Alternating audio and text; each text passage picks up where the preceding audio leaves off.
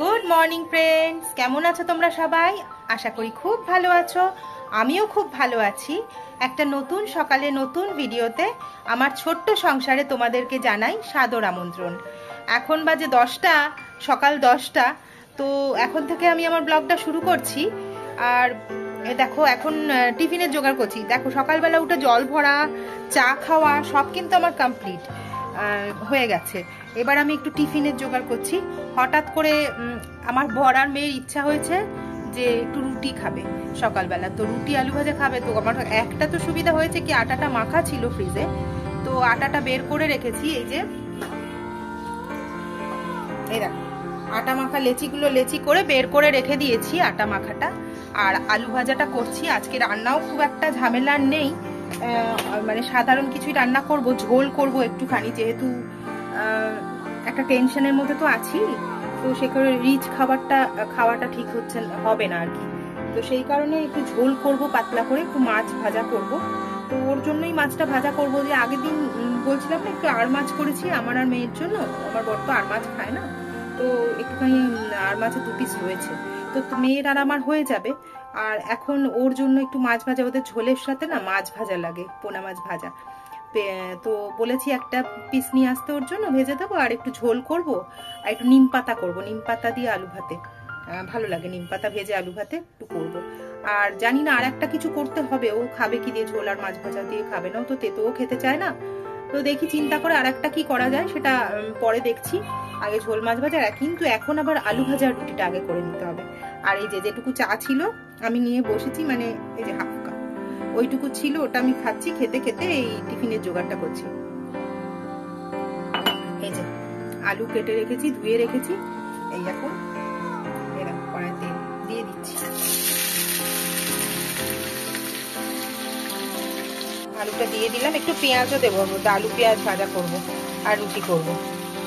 আর এইখানে আছে ঝোলের বাজার। দেখো গোপালের কাছে গেছিলাম গো সকালবেলা, অনেক সবজি টবজি নিয়ে এসেছি। এই দেখো কাঁচকলা কেটে রেখেছি বড় বড় করে, পটল, এগুলো হচ্ছে মাচার পটল।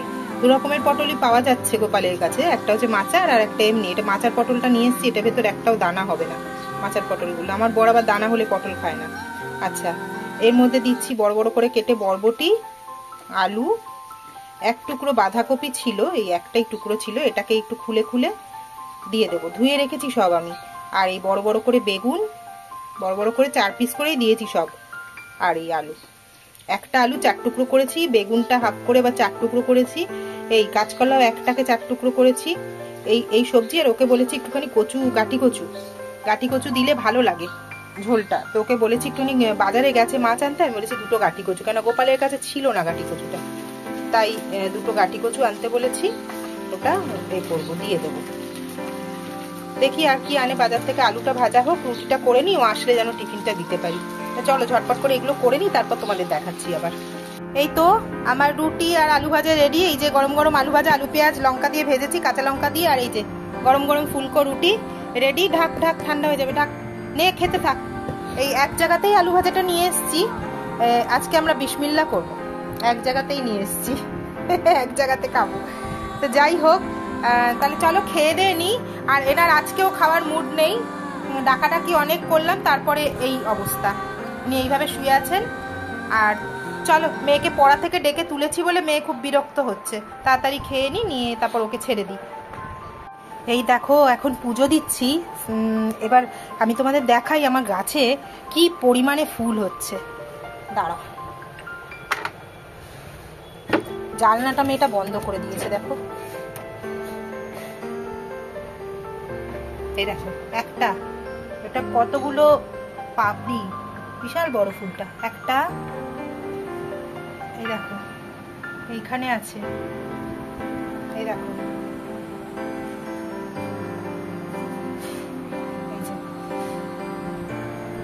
এবার নিচে দেখো, এখানে টগর, শিউলি, এখনো শিউলি আমার গাছে হচ্ছে। দেখো 4-5 খানা করে এখনো শিউলি হচ্ছে ওইটুকু গাছে, টগর। এই দেখো ভর্তি জবা।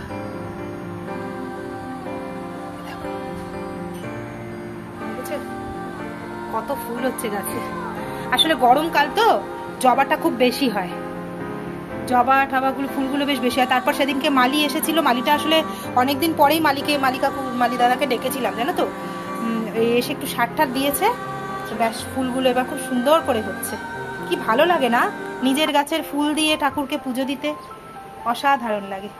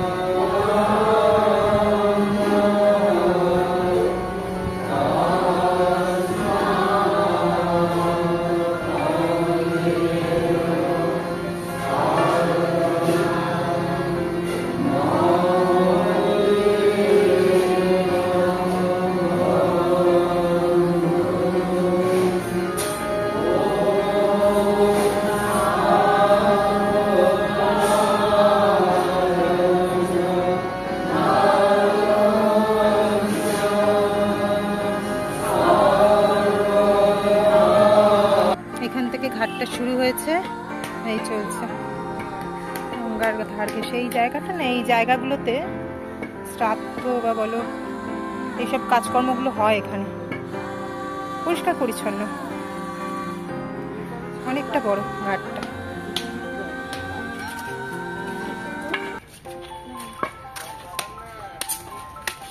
এই দেখো এখানেও একটা জায়গা রয়েছে কাজকর্ম করার। সব দেখি বাবু।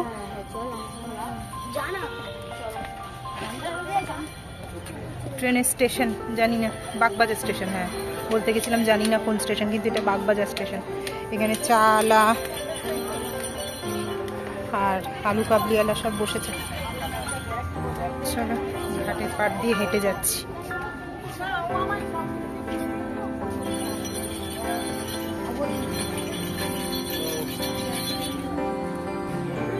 এখানেও একটা জায়গা রয়েছে, এখানেও কাজ করা যায়, মানে বেশ পরিষ্কার এই ঘাটটা। নিমতলা ঘাট বা আইটলা ঘাট বলো, যেমন নোংরা, একটুখানি নোংরা অপরিচ্ছন্ন, ঘাটটা কিন্তু খুবই পরিষ্কার, বেশ বড়, অনেক বড় ঘাটটা।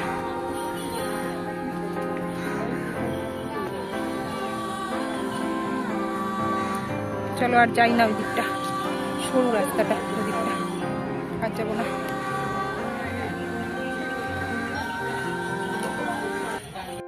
এই দেখো ছোট ছোট ডিঙি নৌকাগুলো কি সুন্দর ভেসে বেড়াচ্ছে, জানি না এরা কি করছে, মাছ ধরছে না কি করছে। অনেকগুলো ছোট ছোট ডিঙি নৌকা।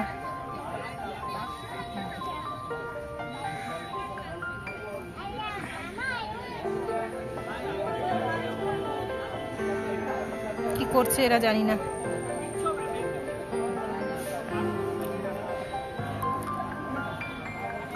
সূর্যাস্তের আকাশ, সূর্য অস্ত যাচ্ছে পশ্চিমে, রক্তিম আলোয় আকাশ একদম ছেয়ে গেছে, খুব ভালো লাগছে গো। দেখো গঙ্গার উপর লাল আভাটা পড়েছে, দারুণ লাগছে।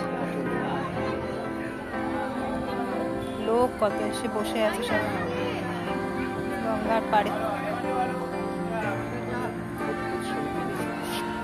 দারুণ শান্তি। গঙ্গার ঘাট আর আলু কাবলি, ঝাল ঝাল টকটক আলু কাবলি। চলে এসেছি নার্সিংহোম থেকে, তো এই মাত্র জাস্ট এলাম। তো এসে একটু চা বসাই, একটু আগে চা বসিয়ে নি। দাঁড়াও,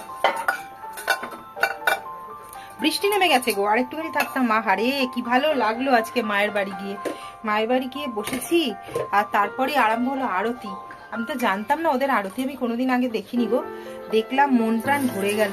সেই বাজনা দিয়ে মানে বাজিয়ে, হারমোনিয়াম বাজিয়ে গান করে আরতি, আহা মনটা যেন ভরে যাচ্ছিল গো, উঠতে ইচ্ছা করছিল না।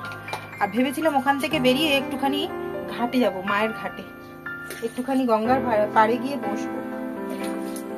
কিন্তু কি বলতো, বৃষ্টি নেমে গেছে, একটু আর বসতে পারলাম না। একটুখানি নার্সিংহোমে দেখা করেই আমি চলে গেছিলাম মায়ের বাড়িতে। ওখান থেকে দেখো সেদিনকার 2 সপ্তাহ আগের ফুল এখনো, মাঝখানে একবার বের করে কেটে কুটে ছোট ছোট করে রেখেছিলাম। ফেলতে ইচ্ছা করে বলো, এখনো ও আছে, দেখো কত সুন্দর আছে এখনো পর্যন্ত। ফেলতে না মন চাইছে না, কিন্তু কি বলতো এবার কি হচ্ছে, এই যে এগুলো না এবার এই যে পড়ছে খসে খসে, আর পারছে না ও রাখতে। তো সেই জন্য দেখলাম মায়ের বাড়ির সামনে এই যে ফুল বিক্রি হচ্ছে, তো এই কটা ফুল নিয়ে চলে এলাম গো। এটা এবার রাখবো। আমার যে ফুল দেখলে কি হয় মাথার মধ্যে, ফুল আর ধূপকাঠি, ভালো ভালো ধূপকাঠি। গেছিলাম ওখান থেকে ধূপটাও নিতে দাঁড়িয়েছি, বললাম না বৃষ্টি নেমে গেল, আমার সবকিছুই গন্ডগোল হয়ে গেল। এই যে চা বসিয়ে দিয়েছি, বৃষ্টি এসে সব গন্ডগোল হয়ে, ধূপের দোকানে দাঁড়িয়েও ধূপটা নিতে পারলাম না গো। আরেও ধূপটা নিতে পারলাম না, কি জ্বালাতন। কত সুন্দর সুন্দর ধূপ, কর্পূরটা অনেকদিন ধরে কর্পূরের ধূপটা খুঁজছি, পাচ্ছি না। ওখানে পেয়েছিলাম কিন্তু নিতে পারলাম না জানো। প্যাকেটটা ভদ্রলোক বের করতে গেছে আর কি জোর বৃষ্টি এসে গেল। তো বর বলে যে তাহলে কালকে নিয়ে নিও, আপাতত রোজই তো এখন যেতে হবে, কি করা যায়। তো বলছে কালকে নিয়ে নিও, তো কালকে নেবো। ওখানে 3টে না 4টে দোকান দেখলাম, শোরুম মানে মায়েরও বাড়িরই আর কি শোরুমটা আছে, আর বাইরেও 2-3টে দোকান, 3জন না 2-3টে দোকান আছে, ভালো ভালো ধূপের কালেকশন আছে। রামকৃষ্ণ মিশনের ধূপ তো বলে না, তার আলাদাই একটা মাহাত্ম। আর সবচেয়ে বড় কথা গন্ধগুলো অপূর্ব। তো যাই হোক, আজকে তো নিতে পারলাম না, কালকে আমি অবশ্যই নেবো। আর কর্পূর ধূপটা একবার যখন দেখেছি ওখানে আছে, আমাকে তো নিতেই হবে, কারণ অনেকদিন ধরে ধূপের যে কারখানায় যাই না আমি ধূপ আনতে, তো অনেকদিন ধরেই খোঁজ করছি কর্পূর ধূপটা। তো সেই কর্পূর ধূপটা আমি কিছুতেই পাচ্ছি না। তো দেখি আজকে এই জায়গায় যখন দেখতে পেয়েছি, তো আমাকে তো নিতেই হবে। যাই হোক চলো, ফুলগুলোকে সাজিয়ে দিই এখানে, আর চাটা খেয়ে নিয়ে এবার চিন্তা করি রাত্রে কি রান্না করবো। এখন তো 7:30 হবে, হয়তো 7:30 মতো বাজে। তো একটু তাড়াতাড়ি আজকে চলে এসেছি। জানি না রিহার্সাল আছে কি না আজকে।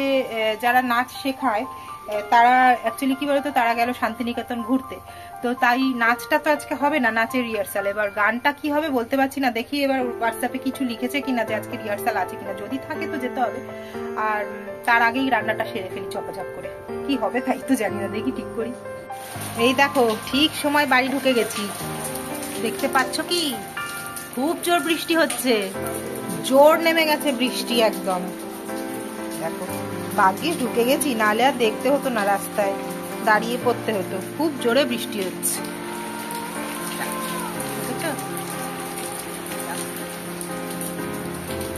কি টাইমে ঢুকে গেছি, নালে আর দেখতে হচ্ছিল না, ভিজে পুরো চান করে যেতাম। আমাদের কাদের কাদের ওখানে বৃষ্টি হচ্ছে বলো, আমাদের এখানে তো বেশ ভালোই হচ্ছে বৃষ্টি। জানি না আর কোথায় কোথায় বৃষ্টি হচ্ছে। বললাম না পূর্বাভাস আছে, আজকাল কিন্তু পূর্বাভাস বেশ ভালোই মিলে যায়। আগে কিন্তু হতো না, আমরা বলতাম ও আবহাওয়া দপ্তর বলেছে তো ও কিচ্ছু হবে না, কিন্তু এখন বেশ ভালোই মিলিয়ে দেয় পূর্বাভাস। দেখো বলেছিল হবে, হচ্ছে, বেশ জোরেই হচ্ছে। কপাল ভালো তাড়াতাড়ি ঢুকে পড়েছি, তখন যদি গঙ্গার ঘাটে যেতাম এখন ওখানেই আটকে পড়তাম, আর এখন বাড়ি আসতে হতো না। কটা বাজে বলো তো, 8টা। ভালোই জোর বৃষ্টি হচ্ছে। হসপিটাল থেকে বাড়ি এসেই সারপ্রাইজ পেলাম, আমার মেয়ে বানিয়েছে এই রেসিপিটি। এটার নাম কি বলতে পারছি না। মামাম কি নাম এটার? আলু কাটলি মনে হয়, এটা মনে ও ইনস্টাতে দেখেছে এই রেসিপিটা, আমিও একটুখানি দেখেছি। তো এইটা এখন বানিয়েছে, এবার এটা টেস্ট করব কেমন হয়েছে দেখতে, তোমরা বলো। দেখতে তো আমার তো ব্যাপক লাগছে, গন্ধটাও দারুণ আসছে, খুব সুন্দর হয়েছে। খেয়ে দেখো তো কেমন হয়েছে, দাও মুখে দাও। বাজে হলেও বলবে, ভালো হলেও বলবে। বিছানায় ফেলছো চাদরটা, আজকে পাল্টেছি। কেমন হয়েছে? কেমন আছে? ব্যাপক spicy spicy highly spicy highly spicy. Test কেমন হয়েছে? Fantastic very good very good. কটা কথা তোমাদের সাথে শেয়ার করতে চলে এলাম, মনের ভেতরে না উতাল পাতাল হচ্ছে। এমন মানে এরকম ঘটনা মানে আগে আমি কোনোদিন মানে ভুক্তভোগী নই, এই ঘটনা আমার সাথে কোনোদিন আগে ঘটেনি। এরকম চমৎকার এরকম মানে আশ্চর্য ঘটনা এই আমার জীবনে প্রথম। মানে কি বলি, মানে একটা কথা আছে না, মানে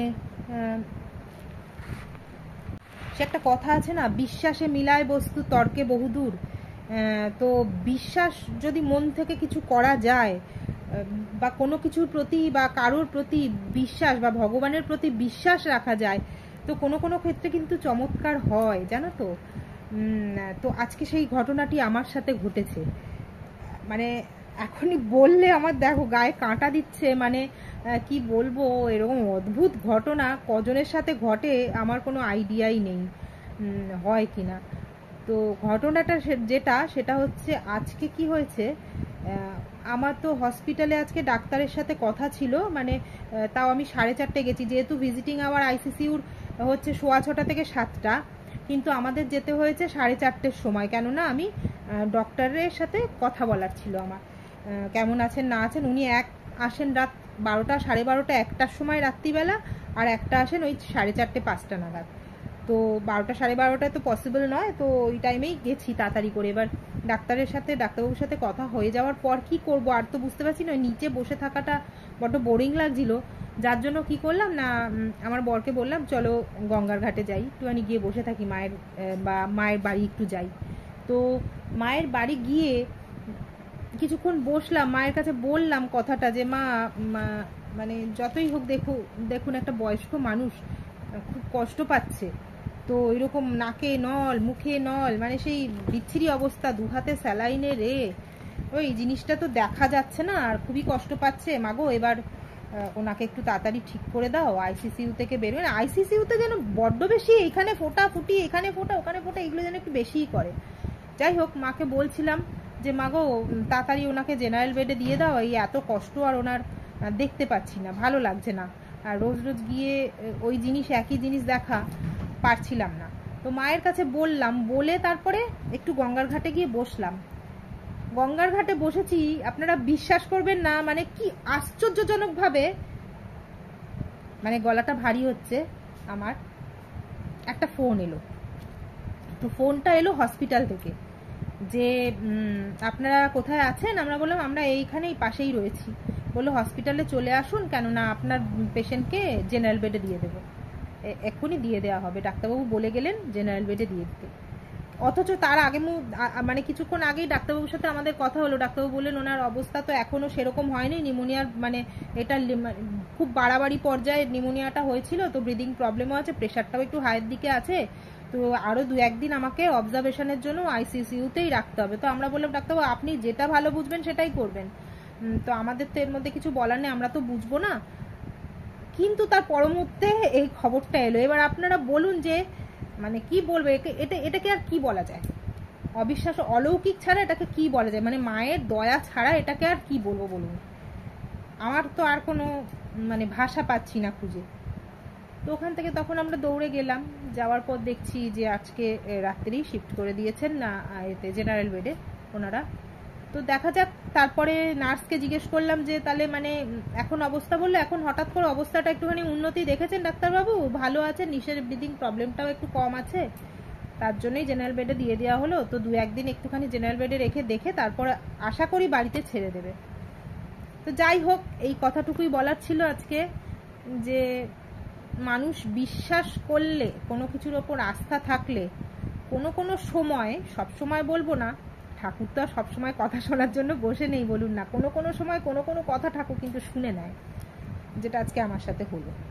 যাকে চলুন, তাহলে আজকে অনেক বকবক করলাম, মনটা আজকে একটু ভালো আছে। যাই হোক, অনেক বকবক করলাম আপনাদের সাথে, ভালো লাগছে। তো আজকে ভিডিওটা তাহলে আমি এখানেই শেষ করছি। আপনারা ভালো থাকবেন, নিজেরা ভালো থাকবেন, আর সবাইকে ভালো রাখবেন। আর দেখা হবে নতুন একটা ভিডিওতে পরের দিন।